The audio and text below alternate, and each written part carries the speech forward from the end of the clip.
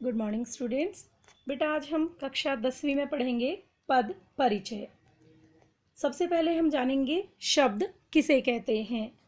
शब्द भाषा की स्वतंत्र और सार्थक इकाई होती है।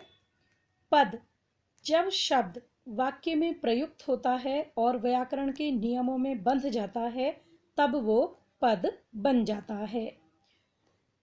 वाक्य में आए पदों का विस्तृत व्याकरणिक परिचय प्रस्तुत करना ही पद परिचय कहलाता है।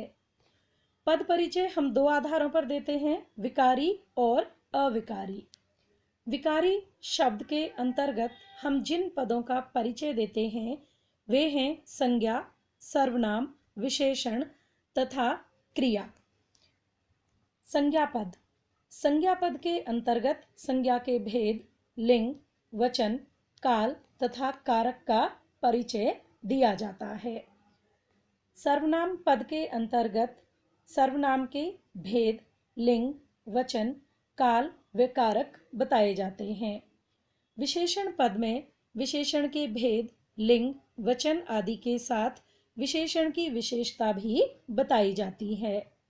क्रिया पद में क्रिया अकर्मक है या सकर्मक है ये बताई जाती है और वचन, लिंग तथा काल का वर्णन किया जाता है। काल क्रिया के घटने का समय बताता है। काल के तीन भेद हैं, वर्तमान काल, भविष्य काल और भूतकाल। अविकारी शब्द, इसमें क्रिया विशेषण, संबंध बोधक अव्यय, समुच्चय बोधक अव्यय या योजक, विस्मयादि बोधक तथा निपात पद का परिचय दिया जाता है। क्रिया विशेषण के भेद बताए जाते हैं जैसे रीतिवाचक, स्थानवाचक, कालवाचक, परिणामवाचक और कारणवाचक।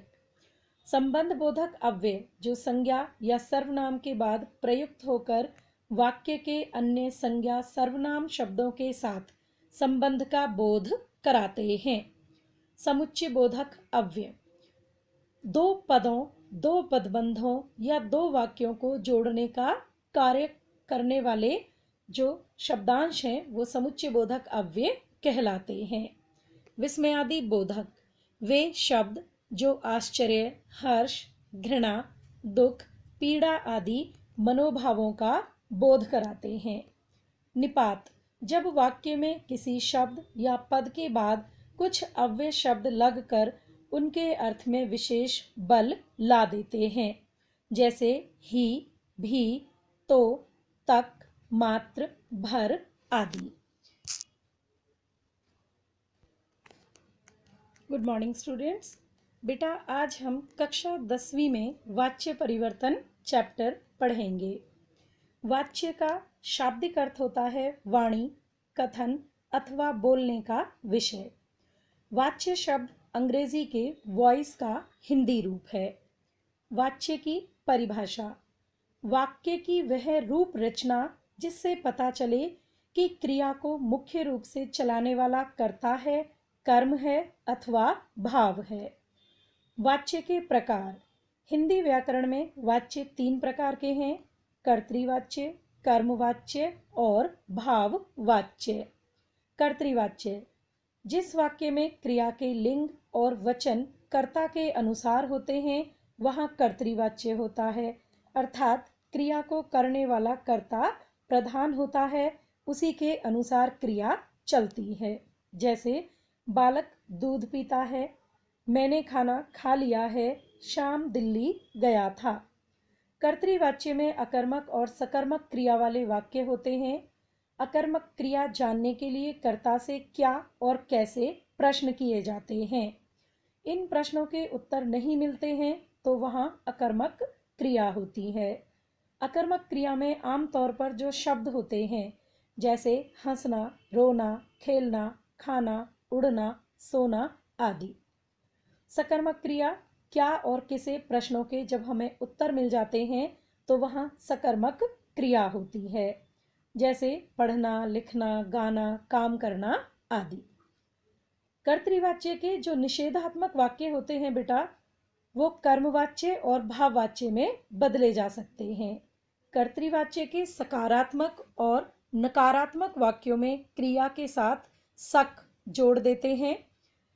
कर्मवाच्य में कर्म की प्रधानता होती है, उसी के अनुसार लिंग और वचन होते हैं। इसमें द्वारा, के द्वारा अथवा से का प्रयोग होता है। जैसे मोहन द्वारा पत्र लिखा जाता है, मुझसे दूध पिया जाता है, पुलिस के द्वारा चोर पकड़ा गया। कर्मवाच्य में सकर्मक क्रिया वाले वाक्य ही होते हैं। जैसे पिताजी के द्वारा अखबार पढ़ा गया, मुझसे काम नहीं किया गया।